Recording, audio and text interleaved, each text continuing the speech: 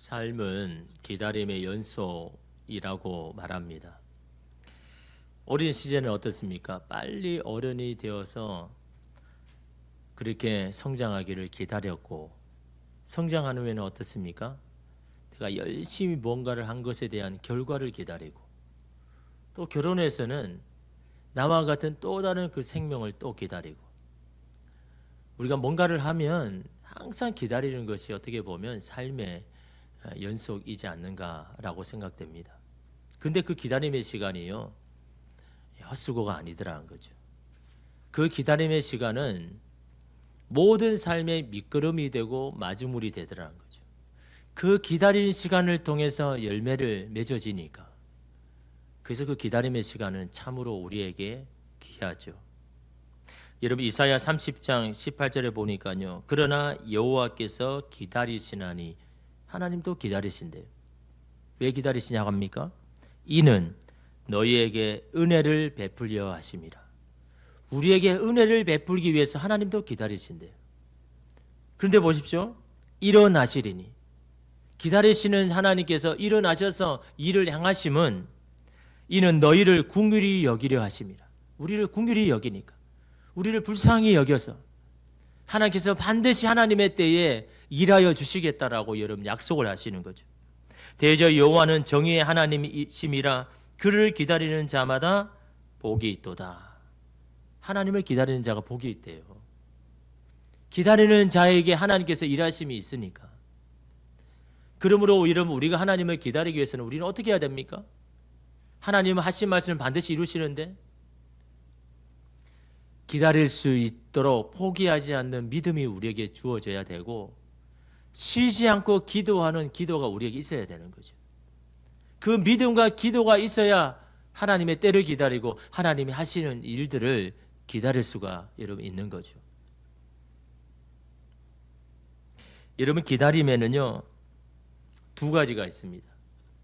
하나는 우리가 하나님을 기다리는 것이고, 또 하나는 하나님께서 우리를 기다리심입니다.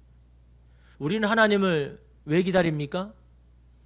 우리가 기도한 것을 응답받기를 기다리고, 오늘 우리의 삶에 회복시킬 것들을 기다리고, 오늘 내 삶에 막힌 모든 것들이 열어지기를 기다리잖아요.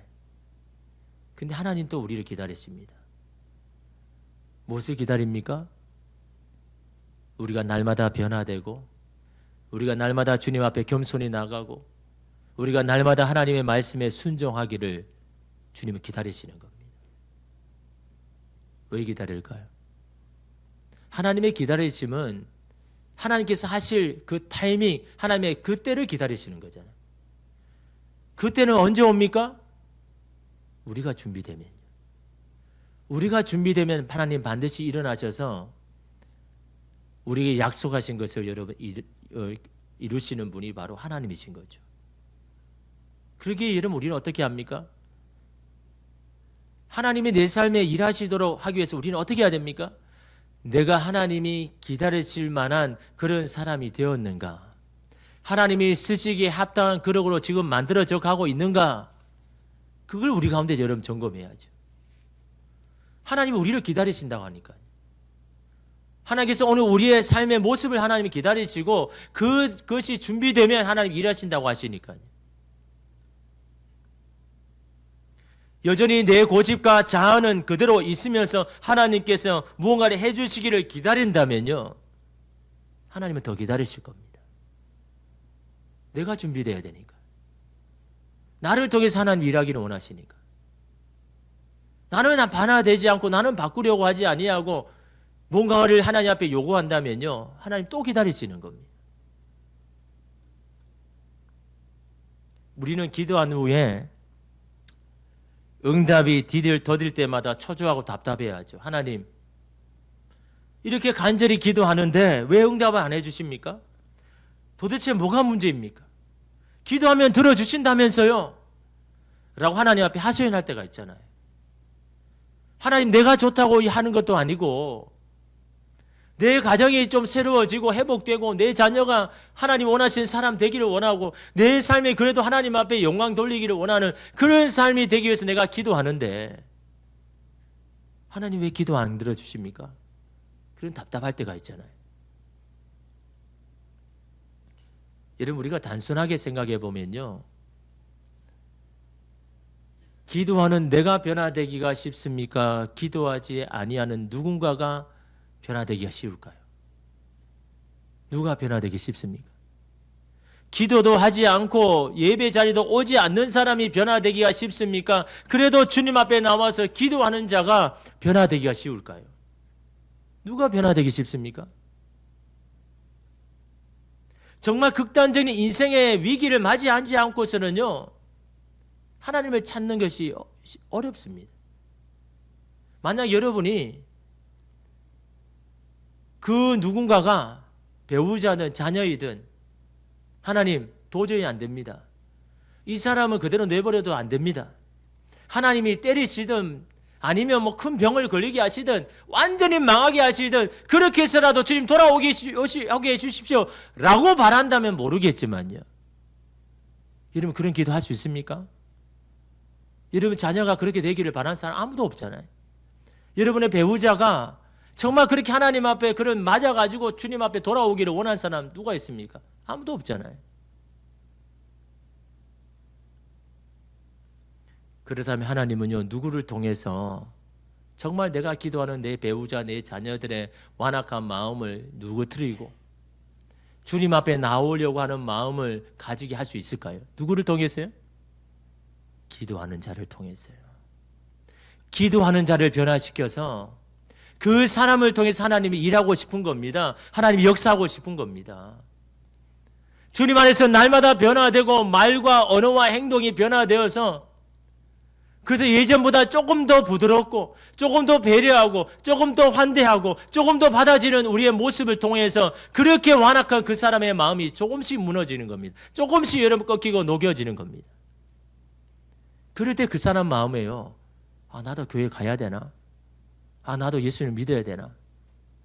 그런 마음이 여러분 들어서 그래서 주님 앞에 와야 여러분 변화될 거 아닙니까? 주님의 자리에 와서 말씀을 들어야 변화될 거 아닙니까? 기도해야 여러분 마음이 깨어질 거 아닙니까? 여러분 오늘 우리의 마음이 얼마나 변화되기 어렵습니까? 오늘 우리가 그렇잖아요. 주님 앞에 이렇게 날마다 예배 가운데 나와도 기도해도 말씀을 들어도 참 바뀌지 않은 게 우리 마음 아닙니까? 그런데 여러분 말씀도 듣지 아니하고 예배 자리도 오지 않는 그 사람이 그 완악한 마음이 어떻게 깨지겠습니까? 어떻게 변화되겠습니까?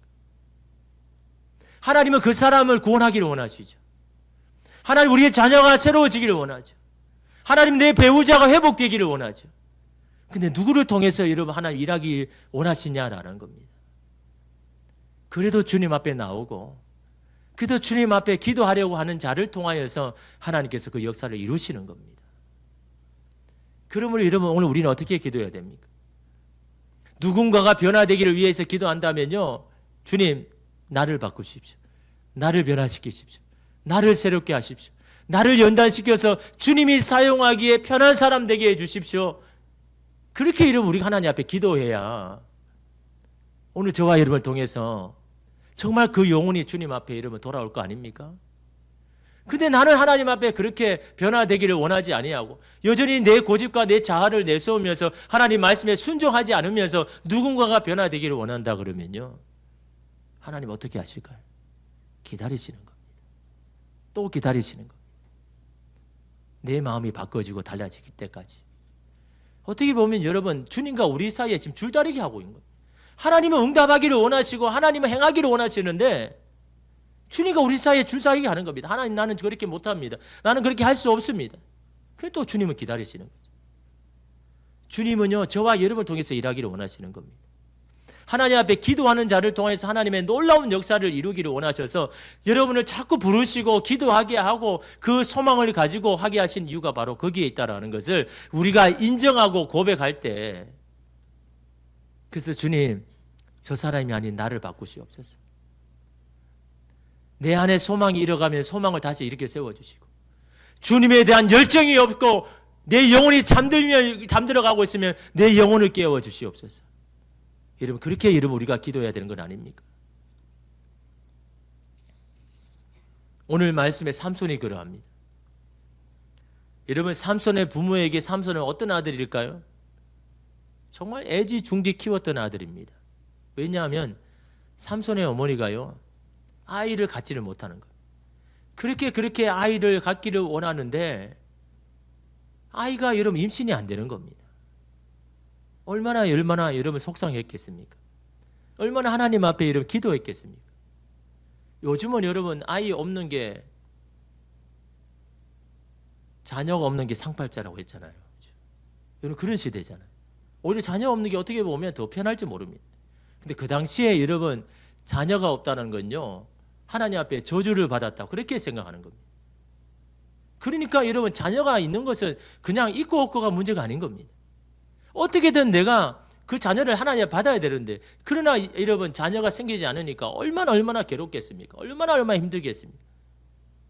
그런데 어느 날 여호와의 사자가 이 삼손의 어머니에게 찾아오잖아요.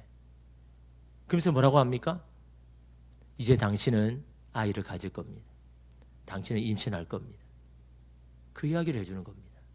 여러분 13장 3절에 보니까요, 여호와의 사자가 그 여인에게 나타나서 그에게 이르시되 보라, 내가 본래 임신하지 못함으로 출산하지 못하였으나 이제 임신하여 아들을 낳으리니. 뭐라고 이야기합니까? 내가 원래는 너 임신하지 못하는 몸이야.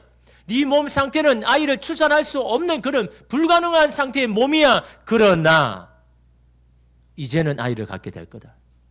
무슨 말입니까? 하나님의 은혜로 너는 아이를 갖게 될 거다. 하나님의 능력으로 너는 아이를 가질 수 있는 몸이 될 거다라고, 그렇게 내가 바꿀 거다라고 말씀하고 있는 겁니다. 여러분 그동안 아들을 달라고 그렇게 기도했는데 그때는 안 주시고 왜 지금 주시는 겁니까? 그렇잖아요. 그렇게 간절히 내가 원하고 그 자녀를 그렇게 원하는데 그때는 하나님 안 들어주시다가, 아니 왜 지금 오셔가지고 너 이제는 아이를 가졌다고 말하는 걸까요? 그 여인이 불쌍했어요? 막 애타게 만들어가지고 하나님 앞에 간절하게 하려고 그렇게 하나님께서 이름 안 주신 겁니까? 하나님이 하시는 일은요, 목적과 뜻이 있습니다. 목적 없이 행하시는 분이 아닙니다. 이 아들을 이 가정에 주시면 하나님의 목적과 뜻이 있기 때문에 주신 겁니다. 그 때가 되었기 때문에 그 아들을 주신 겁니다. 여러분 이스라엘 백성들이요, 지금요 블레셋 때문에 막 못 산다고 하나님 앞에 막 그렇게 기도했습니다. 하나님 이 블레셋 때문에 더 이상 우리가 못 삽니다. 도대체 하나님 이 블레셋 하나님 어떻게 좀 해주십시오라고 이렇게 기도했습니다. 그런데 여러분 13장에 보면요, 왜 그들이 블레셋에게 괴롭힘을 당한다고 했습니까? 그들의 죄 때문에. 그들이 하나님을 찾지 않고 우상의 죄 때문에 블레셋을 하나님께서 채찍으로 사용하시는 거죠. 그래서 블레셋을 통하여서 이스라엘을 훈련시키는 겁니다. 연단시키는 겁니다. 채찍으로 사용하시는 겁니다. 근데 이스라엘은 그걸 모르는 거죠. 그렇게 자기 마음대로 그렇게 살다가 힘들어지니까 하나님 앞에 막 매달리는 겁니다. 나를 이 괴롭힘에서 하나님 벗어나게 해주십시오라고 말하는데 우리는 성경을 알고 있잖아요. 그들의 죄 때문에 하나님께서 블레셋을 통하여서 이스라엘 백성을 지금 채찍질하고 있는 겁니다. 너희가 이렇게 살아야 되겠느냐? 네가 하나님의 백성인데 어떻게 나이가 아닌 다른 곳에 가서 다른 것에 소망을 두고 다른 것에 기쁨을 가지고 다른 것에 만족하면 네가 살 수 있느냐라고 블레셋을 통하여서 지금 채찍질하는데 이스라엘은 그거 깨닫지 못하는 겁니다. 그냥 자기가 힘든 것 때문에 하나님을 부르짖지. 근데 하나님은 자기의 백성들의 기도를 들으시거든요. 그들이 간절히 부르짖으니까 그래 이제 내가 너 기도를 들어줄게. 그래서 여러분 이 가정에 삼손을 태어나게 하신 겁니다. 이스라엘 백성의 기도에 응답하시려고요. 이 삼손을 통해서 블레셋 손에서 이스라엘을 구원하기 위하여서 이 가정에 하나님이 주신 겁니다. 한 삼손의 어머니의 마음만 기쁘게 하기 위함이 아닌 겁니다.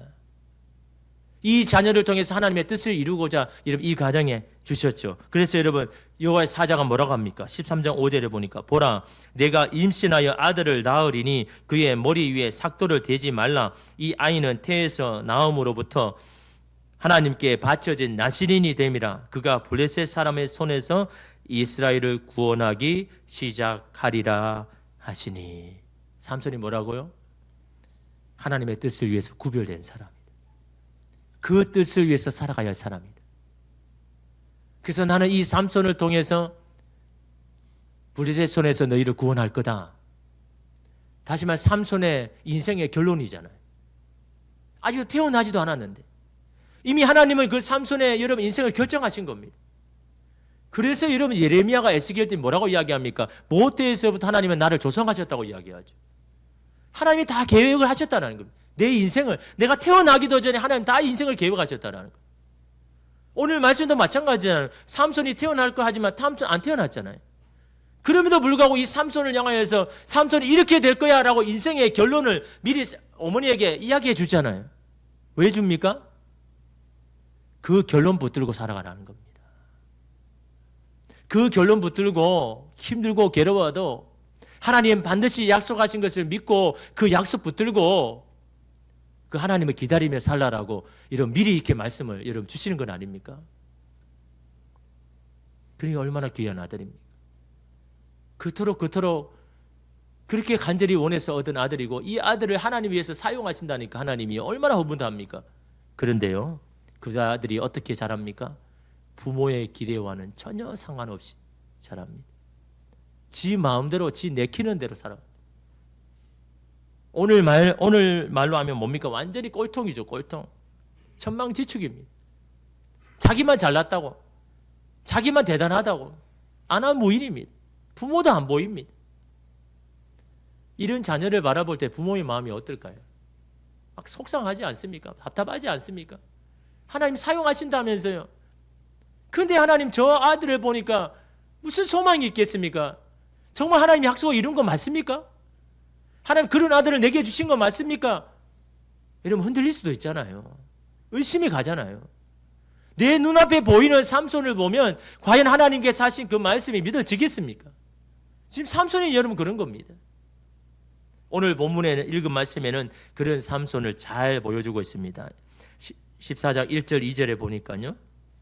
삼손이 딥나에 내려가서 거기서 블레셋 사람의 딸들 중에서 한 여자를 보고 올라와서 자기 부모에게 말하여 이르되 내가 딥나에서 블레셋 사람의 딸들 중에서 한 여자를 보았사오니 이제 그를 맞이하여 내 아내로 삼게 하소서 하매. 갑자기 와가지고는 결혼하겠대요. 결혼할 사람도 다 정해졌다는 겁니다. 근데 그 여인이 누구입니까? 이스라엘 사람도 아니고 이방인, 그것도 원수인 블레셋. 그 블레셋의 딸하고 결혼하겠다는 거예요. 얼마나 여러분 한심하고 답답하겠습니까? 야, 너는 구별된 사람이야, 나시린이야. 너는 그렇게 살아가면 안 되고 하나님의 그 기준 안에서 살아가야 된다고 수도 없이 이야기했지만요. 들은 채도 안 합니다. 자기가 잘나가지고 자기 뜻대로 합니다. 이제는 결혼할 사람도 자기가 정하겠다는 거예요. 블레셋 여인과 결혼하겠다는 거예요.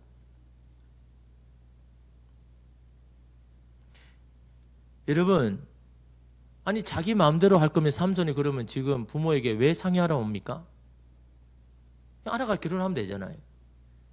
여러분 그 당시 결혼은요, 여인을 데려오기 위해서는요 지참금을 줘야 됩니다. 돈을 줘야 됩니다. 그러니까 지금 여러분 이 삼손이 지금 부모에게 지금 의논하려고 온 게 아닌 겁니다.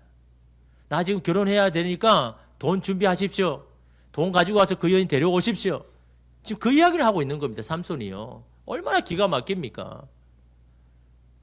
정말 부모 말씀 잘 듣고 하나님의 말씀 가운데 살 줄 알았는데 완전히 엉망진창입니다. 이 부모에게 와가 협박하는 겁니다. 돈 달라고. 결혼하려고 하니까 돈 달라고. 너무 어이가 없는 여러분 이 화가 난 부모가 삼손에게 이렇게 야단을 치죠. 3절에 보니까 그의 부모가 그에게 이르되 내 형제들의 딸들 중에나 내 백성 중에 어찌 여자가 없어서 내가 할례 받지 아니한 블레셋 사람에게 가서 아내를 맞이려 하려냐 하니 삼손이 그의 아버지에게 이르되 내가 그 여자를 좋아하오니 나를 위하여 그 여자를 데려오소서 하니라. 야, 너는 도대체 정신이 있는 거야 없는 거야? 결혼할 여자는 이 이스라엘도 세 곳에 있는데 하필이면 그 블레셋 여인이냐? 제발 좀 정신 좀 차려라. 언제 철들래? 지금 그 이야기를 지금 부모가 하고 있는 겁니다. 그런데 여러분 이 삼손이 뭐라고 합니까? 아버지가 결혼해요? 제가 결혼하는 건 아닙니까? 아니 제 마음에 들면 되는 거지. 아버지가 데리고 살 것도 아닌데 왜 이렇게 반대합니까? 그 이야기를 지금 삼손이 지금 따지는 겁니다. 다른 소리 하지 말고 그냥 돈이나 준비해 주십시오 라고 삼손이 지금 그 이야기를 하고 있는 거죠.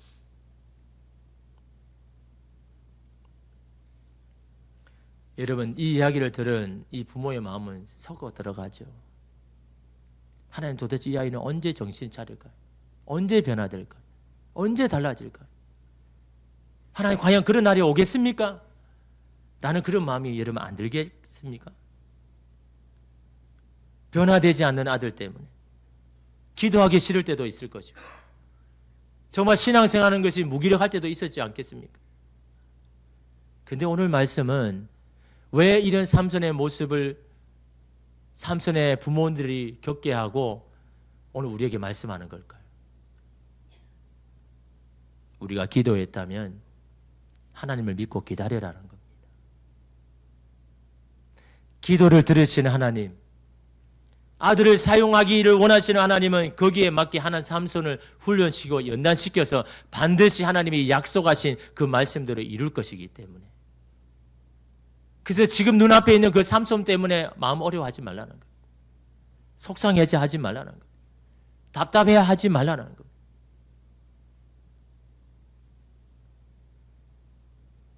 여러분, 다 이해가 되고 다 수긍이 되어서 살아간 사람이 몇 사람이 있습니까?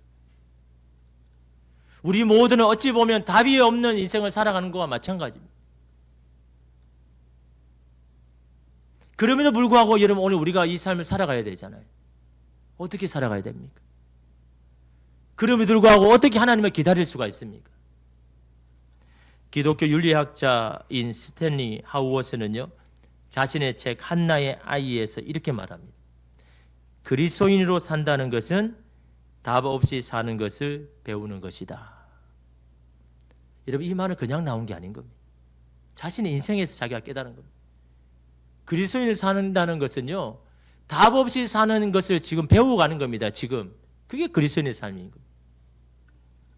그는 평생 아내의 정신적인 질병 때문에요, 고통을 겪었습니다. 아내는 남편을 사랑함에도 불구하고 남편과 이혼해야 된다는 강박증에 빠져 있습니다. 그러니까 그가 답답한 겁니다. 야, 너 나를 사랑한다면서 근데 왜 자꾸 이혼을 하려고 하느냐? 왜 자꾸 이혼해달라고 하느냐? 나는 그럴 수 없다. 너도 나를 사랑하고 나도 너를 사랑하는데 왜 우리가 헤어져야 되느냐? 계속해서 그렇게 이야기했지만 안 듣는 겁니다. 내가 당신을 사랑하지만 그러나 이혼을 해야만 내가 마음이 편할 것 같습니다. 그래야 될 것 같아요 라고 계속해서 그 이야기를 하는 거예요.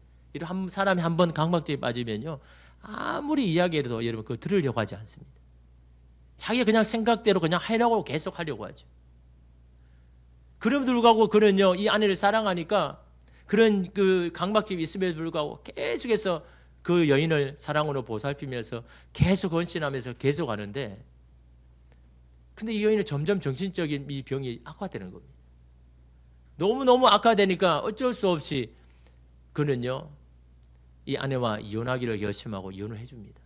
너무너무 사랑 아내가 원하니까. 근데 그가 더 아픈 것은요, 사랑하는 사람과 더 이상 살 수 없다는 게 아니라 결국 이 여인은 자살을 하게 됩니다. 그 병을 이기지 못하고. 여러분, 자기는 기독교 윤리학자잖아요. 하나님을 믿는 사람이잖아요. 어떻게 살아야 되는지를 고민하고, 이렇게 살아가야 된다라고 여러분 그 길을 보여주는 게 윤리학자 아닙니까? 기독교 윤리학자. 그런데 여러분, 자기 삶은 자기가 모르겠다는 겁니다. 도대체 내 인생은 답이 뭔지를 모르는 겁니다. 나는 왜 이런 삶을 살아야 되고 왜 고통을 살아야 되는지 답을 모르겠다는 겁니다.